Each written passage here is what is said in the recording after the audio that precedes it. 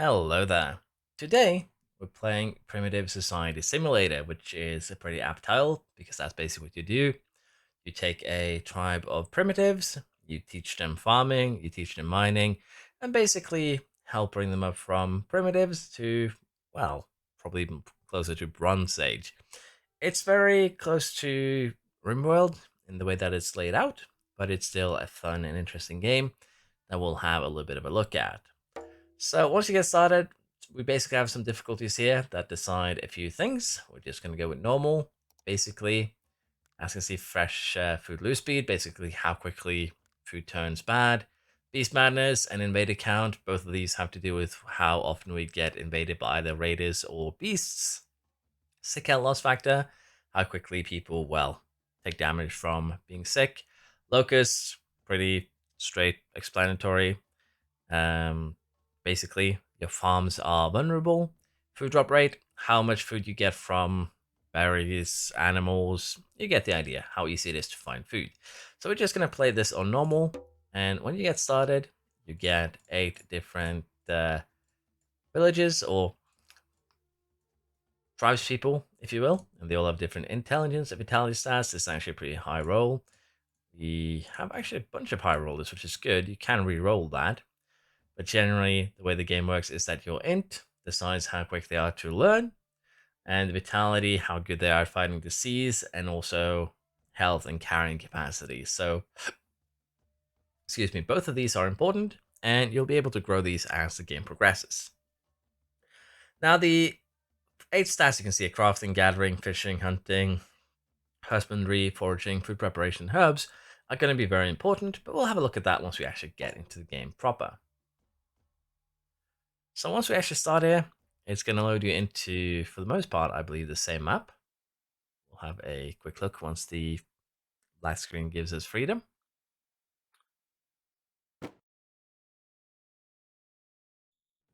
There we are. Hillside, we once got home was swallowed up by a sudden blizzard. Everything perished. We set out on a long journey to find a new home. In the end, we found our safe place, a land rich with life. We'll continue to accept nature's blessing and tribulation. Our people will survive. So as you can see, we start with some tools. We start with some raw materials, some food, and some herbs. And basically, we need to now start building our little village. First priority is going to be to build some shelters, which means that we're going to use a shed, which sounds very rudimentary. That's because it is. And we're just going to build it right here where there is some free area. And our goal here is very simple. We want to have some bedrolls to sleep on under that shed. And as you can see here, the way that this works is that the initial 8 people you get are paired up, meaning that you only need 4 bedrolls as it's a, well, double-decker roll, if you will. We're also going to need a crafting bench, but before that, we're actually going to go ahead here and just turn off the roofs. You can do that fairly easily. We're going to want a crafting bench so we can craft new tools, so that we can craft basically everything that we need. And we're also going to want an herbs bench, basically for making, not really making herbs, but figuring out if herbs are edible and can be used. And the same for the seeds, if they are edible and can be used. And we'll just place these 4 in here. Now, the way the things work, if we keep things, not under roof, it's going to start to wither and lose their ability quicker, so we're going to have to deal with that. But for now, I think what we're going to do here is just order our guys to clear some of the nearby area so we can start using it. And as I said, in terms of RimWorld, the work system here is very, very close to how RimWorld works. So we'll deal with this later.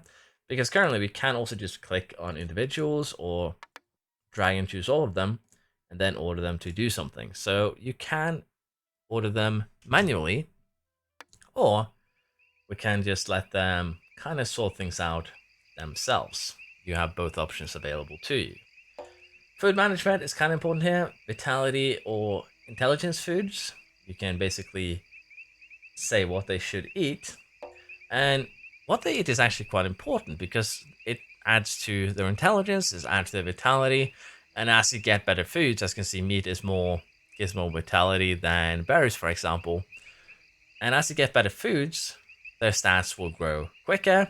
and those stats will also be inherited by the children. So basically, it simulates the way that as we started to cook our food and get better at kind of making food, it did also benefit us in the sense that, oh, we became a lot better at handling, well, technically, I believe it is our brains became bigger because of it, but you get the idea. Better food, better, more excess energy to spend. I might be a little bit wrong with that, but again, that's kind of the principle in the game, I would believe. We're also going to get started here with making some ropes. We're going to get some flint spears, pickaxes, blades, and axe going, so we have weapons. And we are also going to be making some of the other workbenches here, namely the fishing tools bench and also the weaver's bench, so we can make clothing and, as you can imagine, fishing gear. But before that, we're going to want to make a bonfire. And the bonfire actually plays an incredibly important role. Let's get this thing just set up. I think we'll place it... I tend to just place it over here because we just basically just need it next to the tent. So placing it over here isn't a terrible idea, but we also wanted to have it near a stockpile, so I might want to move this stockpile. I think we'll just place it here for now, and then we'll place some seeds around. Try and make it look pretty, but at the same time, get enough seeds for everyone. And 3, 6, 9, 10. We have a little bit more seeds than we need. But basically, the way that this game handles eating is that all of your villagers will only eat once a day. And that is at the end of the day.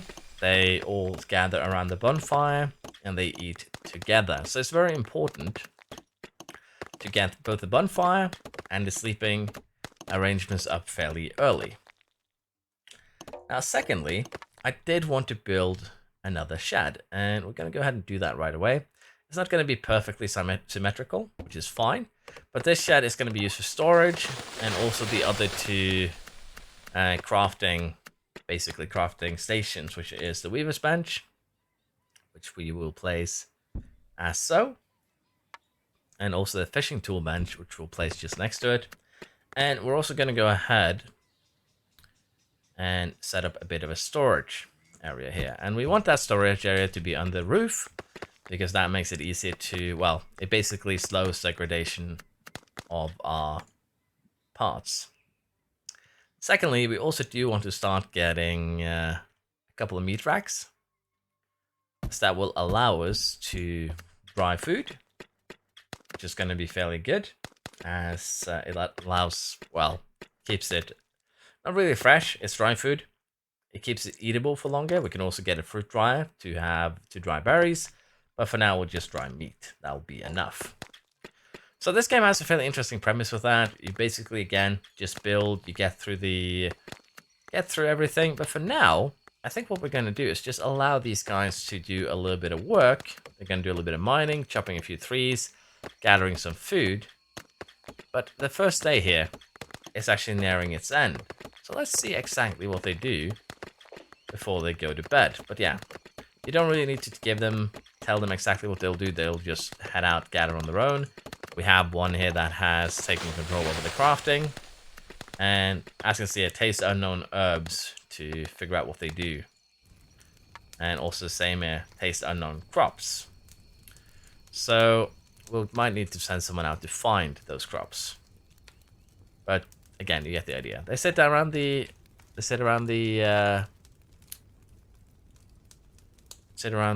bonfire. They eat, and as you can see there, they got a few skills like the food preparation. Just a slight buff, nothing too serious.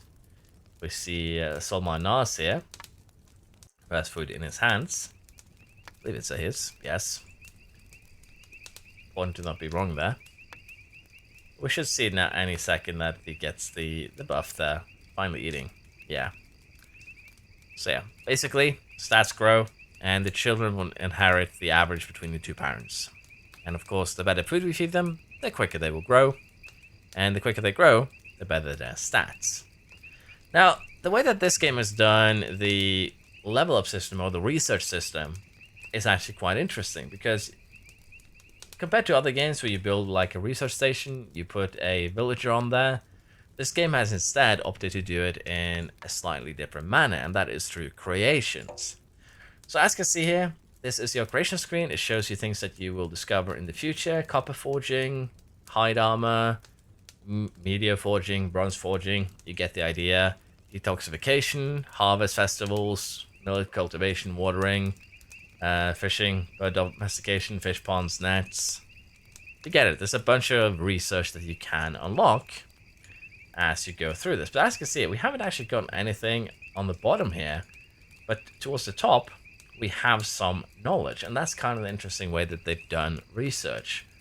So every villager that you have is actually contributing their knowledge to the creation. So if we want to get the bridge and the raincoat, we are going to have the total crafting knowledge of our village to reach 50.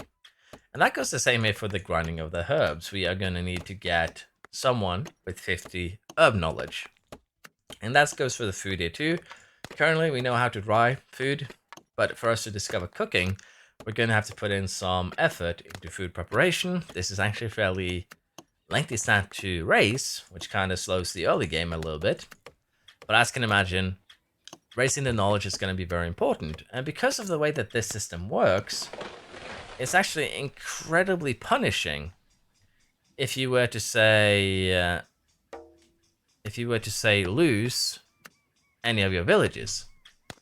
Because in the event that you actually lose a villager, you end up losing knowledge and potentially losing a lot of potential for, well, research and progression. Now, other things here, we have the Anipals, which would be animals we've tamed. The quests, which is basically, we have some basic quests, no quests in progress, but basically later on, we'll get quests from other villages. And right now, we just have this guy doing a little bit of drawing. The Ancestral Will is also another interesting system. It's basically goals for your village that rewards prestige. And as you can see, prestige are used to form alliances. So it's pretty important, but it also acts as kind of a tutorial at the same time. It's a bit of an interesting system. I've yet to make an alliance though, so I can't really say if it's anything good or bad. Now the interesting part here is that, as you can see, we have the seed bench that requires you to taste unknown crops. We have the herbs bench that requires you to taste unknown herbs. And even though we have, I believe, some plants here that we might not know what is precisely, if I can find them. Well, we have copper, basically. But yeah, we have some things we don't know, like these ones over here.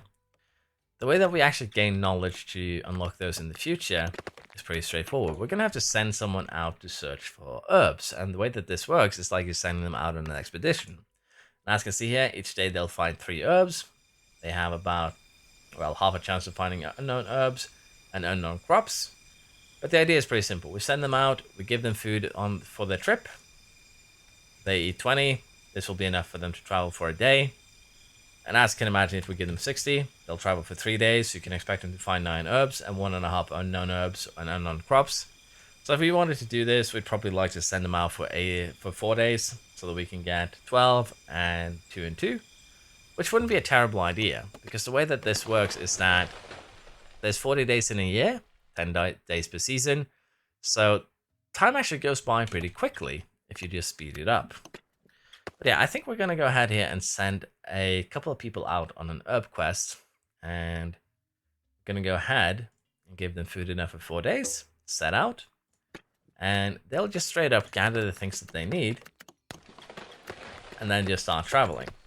Meanwhile, we're still crafting the things that we need here, and as your crafter's skills goes up, they will be able to, well, level up a little bit, which is going to be good. But for now, there isn't really too much that we can do other than keep on making the things that we have been making. We probably should go ahead though and get our hands on the, there we go. Make a few harpoons. Let's make sure that we maintain 3 of them maybe. So we can actually do a little bit of fishing, get some extra food. Draco over here is actually fishing with her hands at the moment, which isn't super efficient. Let's just put it like that. But yeah, for the time being, there isn't really much for us to do other than just sit back and allow the village to grow, accumulate some knowledge, and hopefully, before long, get some creations. So we actually unlocked our first ancestral will here, the natural endowment for gathering, which is to just gather 1,000 food. And that unlocks the planting goal. But unfortunately, we can't really do this yet because we don't have the necessary things to really get that going. We can't really make farmlands. We don't have what is needed to get it, started. We could, however, make a chicken coop if we really wanted to. But at the moment, I think the best thing we can do is actually hunt those chickens that we have walking around. And currently, if we take a look at the map here, we have some sheep walking around, we have some chickens, nothing really dangerous, which makes life a little bit easier. And also, we have a world map. So here you can see we have the herb team walking around looking for stuff. And we also have some hostile tribes, a nomadic tribe. We have a neutral one. We have a hunting tribe, farming tribes. Basically, we could potentially trade with them. You can have a look at what they're selling. And basically, you get the idea. There's a bunch of things. You can do some diplomacy with the nearby tribes, but you're gonna have to send someone there to do it. Now, we did also unlock another natural endowment, hunting. We've hunted 23 animals. I basically changed things up a little bit here with assigning work so that we now have the men doing some hunting and butchering.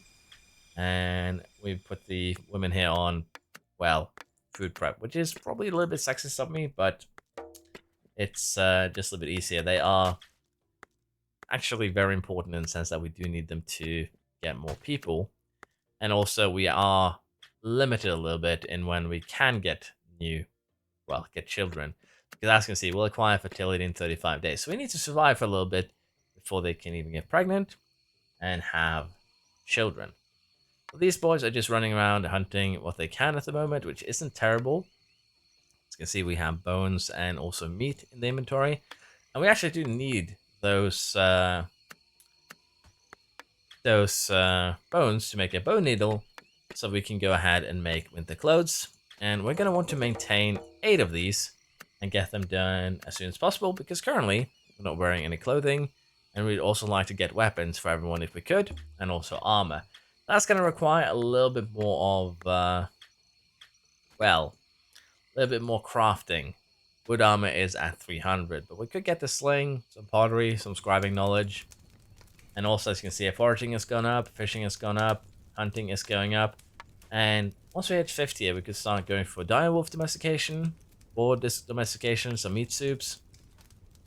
But generally here, we are still kind of far away from that. We have 3.57. We need 100 to learn cooking so we can start making some better food. Again, it's a bit of a long journey, but we'll get there. Now, it's still 21 hours until the herb team is back. They found 3 more herbs. You usually get a daily update. So we'll just wait until they return and see what they came back with. Then we'll go over how the unknown system works here. Taste unknown crops and taste unknown herbs. So our herb team has returned, and they've returned safely. They have found 1 unknown crop. They found unknown herbs. And that's basically what we sent them out for. Now, the way that this works is that tasting unknown herbs, tasting unknown crops, does gain you knowledge, but there is a 25% chance of getting poisoned by tasting the crops. And for the herbs, it's the same. You gain 10 knowledge by tasting, but you have a chance to get poisoned. So what we need to do is take the herbs that we got and turn them into potions. Currently we have 5, so it's not really a problem. But I like to just make this to always make potions when we can. And I do think that we want to make one person do most of the potion work. So let's see if we can figure out where we have herbalism. So let's put all of these guys to level 4 on that. And who is our highest intelligence character? Could very much be Drekka here. And we want the highest intelligence character for this because, well, herbalism is important. It's the knowledge growth factor. It's going to be more beneficial to do something that is this rare, where we have to send people out on an expedition to someone who's good at it. We should also do that with crafting too, for that matter. Put her in charge of it for the most part. So Drekka, you are going to get 1, and you're going to get 2 like that. That should be fine. And with that, Drekka should be the only one now that will be doing the tasting of the crops. We'll just put that to always. Put this to always. Put it at the top. And she will probably get sick once she does this. But we'll wait until the morning. And then we'll have her go ahead and taste the crops that we brought back. We have 2 unknown herbs. And we have 2 unknown crops. So that should be 20 foraging experience.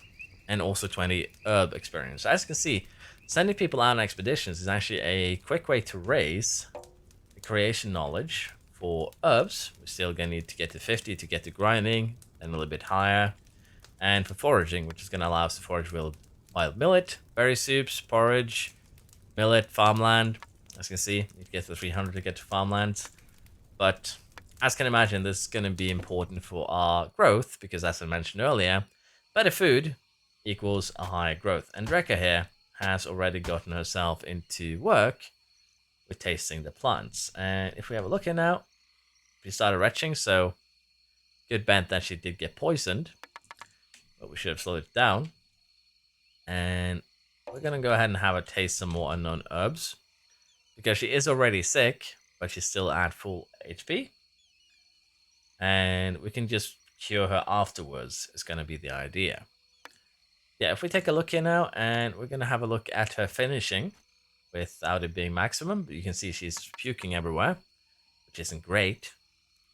But yeah, clothing, tool, everything looking good in it right now. If we just take a look and see when it finishes, unfortunately we have the retching in the way.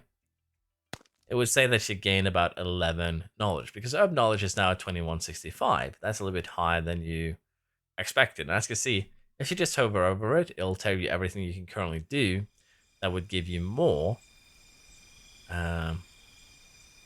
stats. So also having herb knowledge and foraging knowledge is going to help with finding herbs. Now we're going to go ahead and taste the unknown crops too. As I mentioned before we get to curing, which is pretty simple, we've built 3 beds here that are patient beds. We built a chair, which is basically the doctor's chair. And the idea is pretty simple. We heal people by giving them potions. There we go. Foraging 10.8. Kind of what we expected. And also, as you can see now, their health is going down. 277 out of 294. This is about 2 health every now and again. 1 health there. And as you can imagine, that's pretty bad. But she sat down. She drank a potion. And she's now cured. Health going back up, everything is good. But that is basically how you would be raising foraging and herbs most efficiently. Although to be fair, you can raise it pretty quickly by just foraging everything on the map. So you're not really forced, so to speak, to just well, eat wild crops, to put it that way. Yeah. We might need to go for another herb collection, because currently we don't really have anything that is threatening us. We are curing the meat that we have. Meat that is here is actually on the rack, and that's actually a good thing, because it's one of the easiest ways, I think, or most reliable ways, honestly, that we'll be able to increase the creation that allows us to cook down the line. It's still going to take a while. We're on at 588, but it should be fine. As you can see here also, our fishermen now have fishing spears, which makes their job a lot easier. We also have all the men having spears equipped. You can see the tools do get spent. And I do think we want to, if we have the capabilities, just get everyone equipped with at least a weapon. And we're also going to get everyone equipped with clothing once we actually get that as well. But having just everyone be capable of fighting is good on its own. But the next few days here, as we go from spring into summer, we're probably just going to keep on doing what we have been doing. Although currently all of our berries just spoiled, so that is a bit of a problem. And we're probably going to have to go ahead and see if we can find some berry bushes. Generally, I find that the AI doesn't like to forage for food, which is a bit of a problem. But I think it will be okay. Drekka is making potions, as you can see as well. We also do have some fish. But what I think we're going to do here now is just have everyone go and gather some berries. Because, well, we're going to need to have some food for tonight. Because all of our current food is being used for drying purposes. So we're going to have to do a little bit of foraging to just make sure that we are, you know, have something to eat tonight. But with that in mind, we are going to just allow time to pass for a little bit. And I'll be back once we can start unlocking things. So, by the 10th day here, we finally reached a point where we have some creations available to us, or some research. And the way that this works is pretty simple. Usually, each one of these will have a demand, as you can see. Requires crafting 0 or more, intelligence of 0 or more, which means that we can just designate anyone that we wish to be the inventor. So Drekka Rush has been designated as the inventor of the bridge.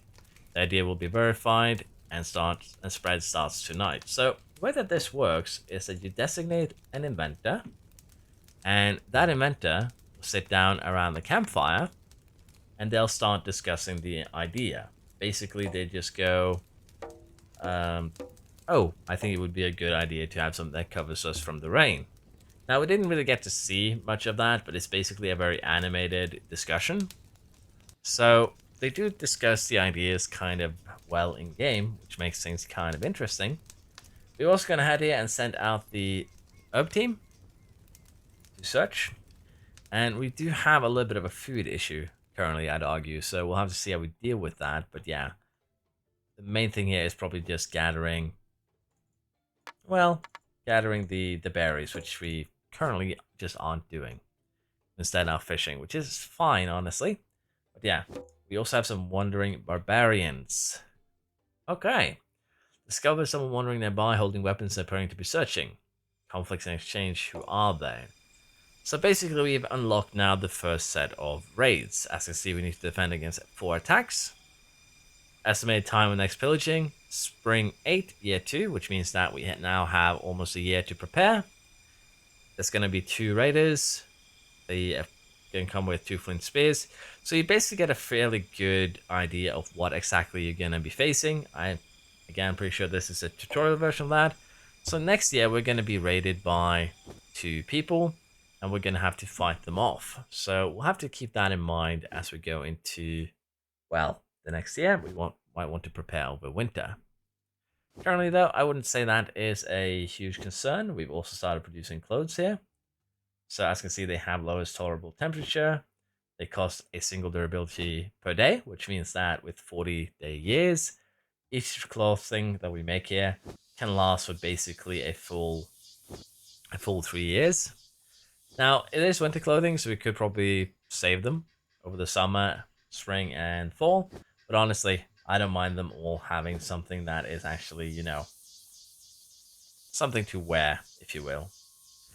Now, in terms of creations, we're still going to be doing this, and we might as well have a look here now on how it works around the campfire, because as things go, you can see, discussing the bridge there, idea popped in my head. You get a little bit of a story on how things are going. They do talk with each other. So, again, this is the first time I've seen a research system like this that I can remember. I might have seen it in games earlier, but it is an interesting way to kind of stall progression a little bit, and it does make the game a little bit more interesting. But I'll admit it, the game is very slow in the early game right now. We're currently in a point where we're just maintaining. We're trying to get the knowledge up while also just getting enough food to survive. That is basically your challenge for the first year. Now, the thing that I also told you about, that knowledge is important to maintain, let's talk a little bit about that. And the way to do that is with a storytelling point, and then you make stone tablets. And I'm just placing them at the outermost 4 corners because that's how I prefer to do it. But basically, the way that preserving knowledge works is that you build these stone tablets, you build a storytelling point, and then you have a person with high knowledge, for instance, in this instance, 31 crafting, they can inscribe their crafting knowledge as a crafting inscription on the rock.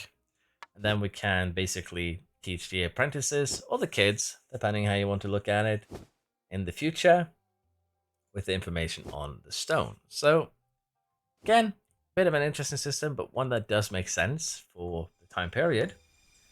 The herb team has found some more. But what I think we're going to do here again is just sit back, relax, allow summer to pass, allow fall to pass, because again, I don't expect too much to happen. The creations are going to be finished soon, which should be done over the next evening, basically. But other than that, it's actually a pretty chill experience. So let's just see what Rekka comes up with.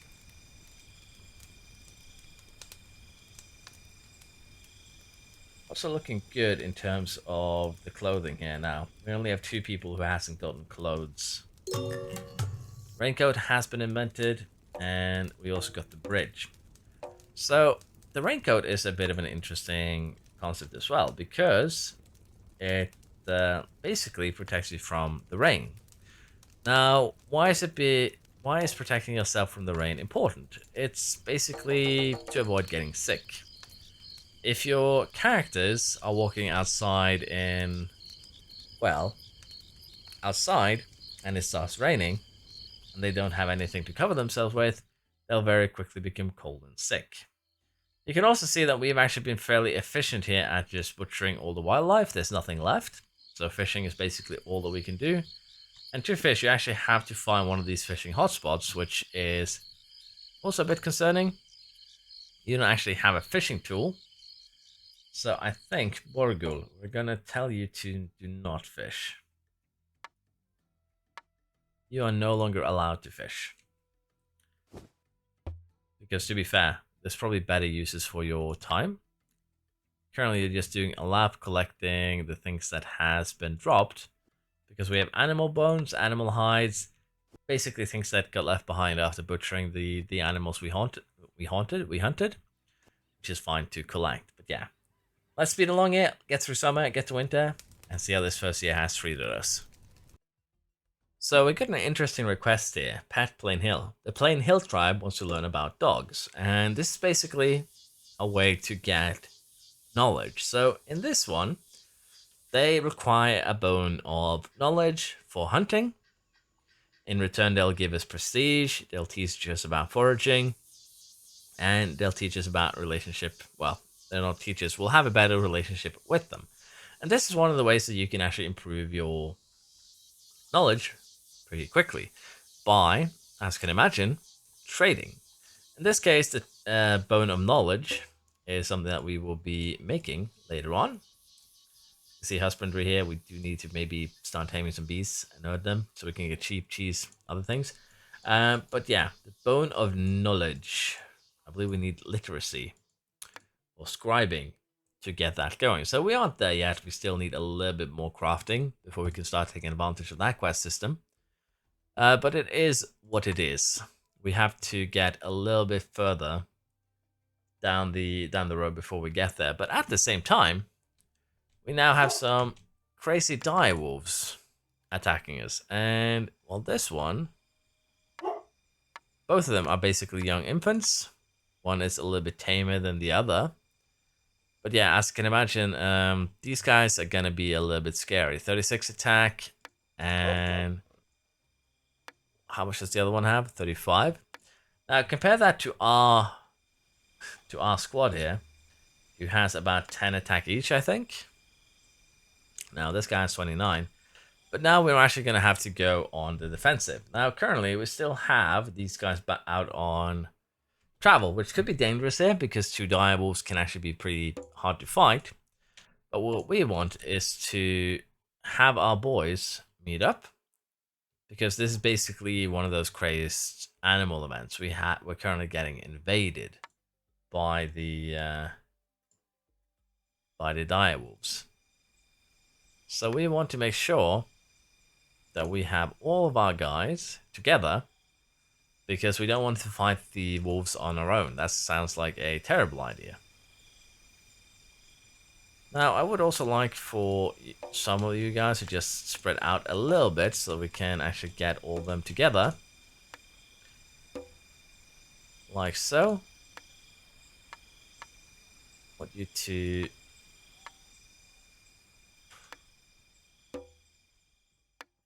Yes, you're all attacking at the moment, so let's go. Long live the chief. And the direwolves can do quite a lot of damage, so we do need to deal with them pretty quickly. As you can see here, one of our guys is already half HP. Less than half, so I want Scara here to run away. And I want you to go and basically go and rest. I want you to wait for soothing, as you need to be healed up a little bit. Let's put it like that. But yeah, as long as you have them all fighting together, dealing with the direwolves ain't too difficult, but at the same time, it can be incredibly dangerous, if you will. We'll go ahead and cancel the commands. And Scar Talon, I don't think he actually suffered any terrible injuries here. Yeah. So we'll just have a little bit of soothing for him.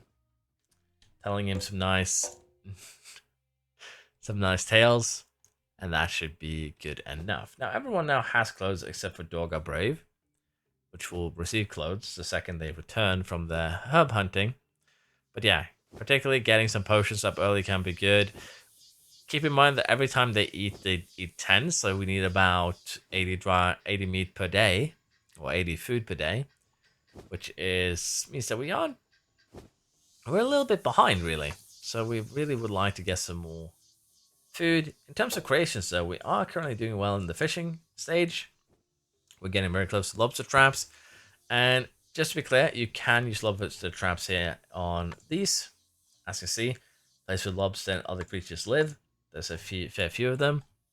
So don't be confused if you can't figure out where to put the lobster trap. It's basically on these shallow crossings. But yeah, the herb team should be back fairly soon. And I believe they should come back with enough herbs that we might be able to get to 50. We'll have to see if we get to 50 knowledge or not. But we might.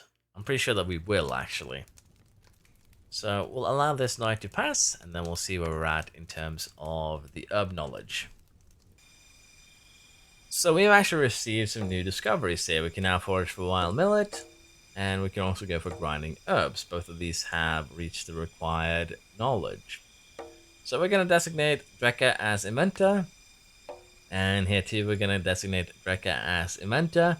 She'll figure these out over the next few days. Grinding herbs will give our potions more efficiency.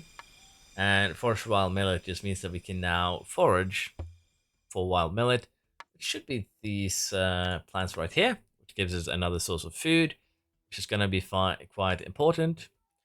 But also, it's going to just make life a little bit easier. We still need to put in a lot more before we get to 100 food prep. We're just at 12 because it is quite hard to level. As you can see, eating does increase knowledge by about 1 a day. Collecting dried fish or dried meat increases it. Drying meat and drying fish increases it, which is why we set that up. Yeah, getting to 100 so we can do scribing would be very, very good for our progress. We've discovered some more discoveries here. The sling, the scribing knowledge, and the pottery, which is what we've been waiting for, really. So we're going to go ahead and designate an inventor. So Drekka is currently still the MVP here, having gotten pretty high crafting and, well, everything here, really. So we're just going to make Drekka the super MVP of our squad, and she'll be inventing everything that we need. We've also gone ahead here and gotten access to the lobster trap, so we're going to go ahead and designate an inventor for that, which probably isn't going to be Drekka. It's probably going to be our fisherman here, Solmar. So they'll get a little bit of diversity. Now, currently, we are also missing a few things. Namely, we were missing flint knives, so that we could do some foraging for berries. Got that solved now. And also we are going ahead here with making the rain cloths or cloaks. We currently have 5 out of 8. We'll equip those when the day starts raining. But yeah, Salma, they're talking, they are discussing their ideas. And we should get the first couple ideas after today. Usually it takes about 3 days to get it done. So foraging of the wild millet has been sorted, and we also now have more efficient potions. And as you can see now, we have figured out that this is wild millet. Works same way as berries, but we do get a lot more resources. Basically, berries gives us 10. This gives us 15. And it's the same in terms of yield, but it basically just means that we have a lot more to kind of take advantage of. Now, what we probably could do now is go ahead and build a fruit dryer or two. I think that wouldn't be a terrible idea. Get a couple of fruit dryers up and running, because if we can do that, we can probably start drying some fruit as well, and put some work into gathering the wild millet, which would be good. And the way that this works, as you can see, makes dried berries. I think we'll go ahead and make always just convert it immediately, because we currently do have dried meat that we can eat. So drying the berries would be good as well. Can't really dry, unfortunately, the millet, so that is a bit of a setback. But yeah, currently I'd say we're progressing fairly well. We are getting the new skills. Keep in mind though, you're still gonna need a lot more knowledge to get to the end. And again, the food prep is keeping us back a little bit. But if we take a look now at Draka, she has reached that, or crossed the 10-point mark for intelligence. And as the stats keep rising, the better we're gonna be all for it. But yeah,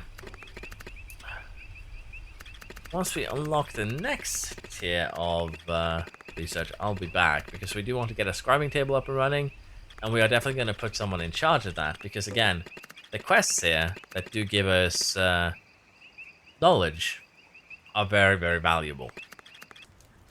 And here we are with a new invention: the lobster trap, the scribing bench, clay pot, clay kiln, and also fish food jar, fish food, lobster trap, are all new buildings that we can build. And as I said, first, what we are going to want to make is that bone scribing bench. And we'll just put it here with the others. There's no problem in doing so. And the way that lobster traps works is that they cost branches to make, but we basically just place them on top of these. So we'll just place 3 traps there to test it out with. Should be fine. And the fish food jar. Fishermen will catch the worms to make fish food, put them in lobster traps to attract aquatic life, or throw them into fish ponds to feed the fish. So we need these in order to, well, make fish food. And to that we need clay. So to do that, we're gonna have to get a kiln and probably a clay collector, or do we just collect it with the kiln? A little bit unsure. But yeah, this is a pretty big building, so we're just gonna place it over here by the water. We're gonna need these anyways at one point, so there's no reason not to build them. And I'm just having a quick look here to see if there's something I missed. But let's look, we're fine. We have some other buildings here: war totems, drums, and pyre, which are used if we get invaded by other tribes or humanoids for that matter. And as I said, we could also build a bit of a fence. Let's see, like so. And basically do this for the chickens. So if we do this, and then we put a chicken feeding trough, let's just put it in the corner here. We basically now have a chicken coop. We can raise chicken in the future, which honestly would be good. I think it would be very, very good to actually get a proper husbandry skilling kind of started. I think that would benefit us in the long run. There's no real negatives with this, but we do have to feed the chickens, which can be a bit of an issue. The herb team has returned safely on the last day of summer. With that, we should get some new unknown herbs, some new unknown materials. There we go. And I do think that we are going to allow Drekka here just immediately go taste the unknown herbs before someone else steals the job, because they do tend to do that. They do tend to nab jobs from others. As you can see here, we do have energy. We do want to rest. And work continues for up to 34 hours, so each point of energy is an hour worth working. And as you see, crafting has gone up pretty drastically. Dorga woke up early because full energy, so you can force them to work as you see fit. Particularly ordering them to do tasks can be good. And again, just getting that herb and foraging stat up is going to help us in the long run. It's not something I'm necessarily too negative about. This herb is poisonous, so, well, you've gotten double poisoning, which is impressive. And also, again, the reason why foraging is lagging behind here is mainly due to the fact that the last time we did this, I didn't pay attention, and someone stole the foraging herbs. But yeah, it's probably the best way to get herbs up, to get foraging up. And both of these are kind of important because, again, you get farmland at 300 foraging. It's going to get easier to, avoid poisonous weeds, better potions, basically down this entire line. There's nothing too serious, but having better potions does make it easier to deal with potentially plagues. We also have an overcrowded corral. Guess we put in a little bit too many chickens here. So as you can see, if we click this, it's going to tell us how many chickens we can fit. And currently we can only fit 3, which means that we need to butcher some of these chickens. And the best way to do it is actually just click on the feeding tray. And then we can just butcher from here, like so. And we don't need a ton of male chickens, but honestly, I probably should have made a bit of a bigger corral here. So can we actually extend the fence a bit here? We do it like this, and then we destroy the fence afterwards. So we actually have enough size to get the chickens in properly. I think we're also going to assign some feed animal work here. Would be good. Like so. Let's put those guys in charge of that so that we actually have, food for these chickens so they don't immediately perish. And I think we're also going to go ahead here and demolish this now. That should make the corral a little bit bigger. So yeah, the current capacity is 11 chickens. That is a little bit better. Yeah. And we're getting them fed as well. But yeah, as mentioned, this first year, there isn't really too much to do. It's just skilling up, unlocking new creations. And generally, that is how the game is going to progress. You're going to just unlock new stuff. You're going to get more and better invaders. You're going to get some direwolf taming down the line. But again, it's going to be a bit of a lengthy journey, honestly. And personally, I do enjoy this types of games. It could be potentially a bit slow for some others. Probably a little bit less exciting. But honestly, I feel like this could be a very, very interesting and entertaining game. I have played longer on a different save just to have a look if I wanted to kind of make a video on it. And the game does kind of go slowly. There's just no way to sugarcoat it. It is a slow progression game, but it's a fun and relaxing game. So yeah, I enjoyed it. If you want to see more of this, please let me know. Keep in mind though that I did receive a key for this game for free. There is no sponsorship involved, but I did get a free key to test the game out. And as I said, I personally do enjoy this, but I can understand that it can be a little bit slow maybe in terms of progression for some. And yeah, that is about it. Hope you still enjoyed. Thank you very much for watching, and I'll see you next time. Let me know what you think. Bye bye.